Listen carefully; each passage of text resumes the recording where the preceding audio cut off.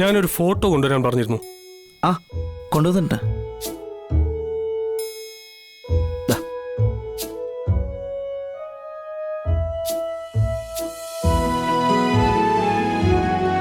Okay, യൂണിഫോമിന്റെ പണം ഞാൻ ശമ്പളത്തിൽ നിന്ന് പിടിക്കും.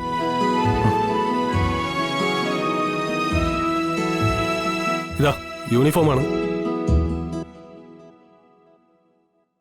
ഇതിട്ടുകൊണ്ട് വേണം ഡ്യൂട്ടി കയറാൻ. ഇതാ കീ.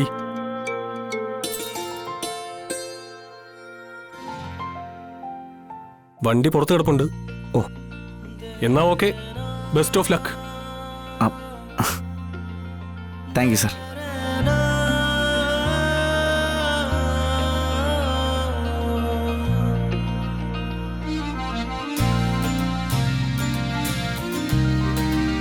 വിഷ്ണു,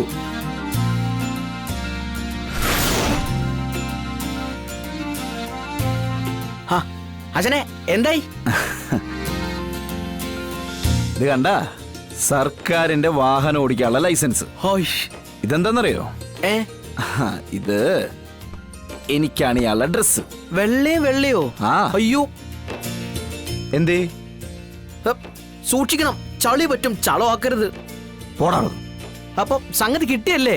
പിന്നെ കിട്ടാതെ വിളിച്ചു പറഞ്ഞ ആരാ? KPT ഗ്രൂപ്പിന്റെ ചെയർമാനാ. അല്ല, ഏതാ വണ്ടി? ആ അത് നോക്കണം. ഞാനേ ഒന്ന് ലോക്ക് എടുക്കട്ടെ. എനിക്കുള്ള വണ്ടി ഇവിടെ എവിടെയോ കിടപ്പുണ്ട്. ഡാ കമല, ഞാനേ ഇതൊന്നുകൂടി ഒന്ന് അൺലോക്ക് ചെയ്യാം. നീ ഒന്ന് നോക്കിക്കോ.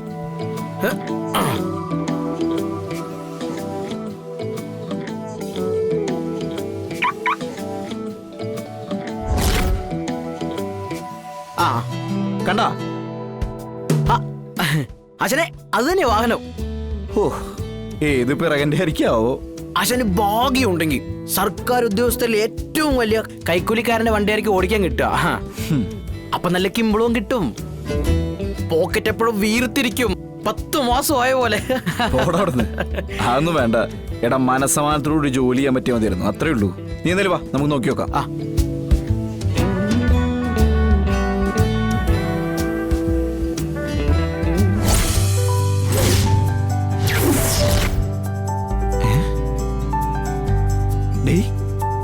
വണ്ടി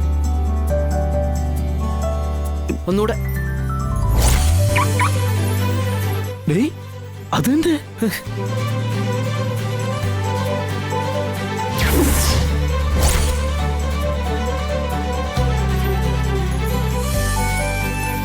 അച്ഛനെ പണിപ്പാളി.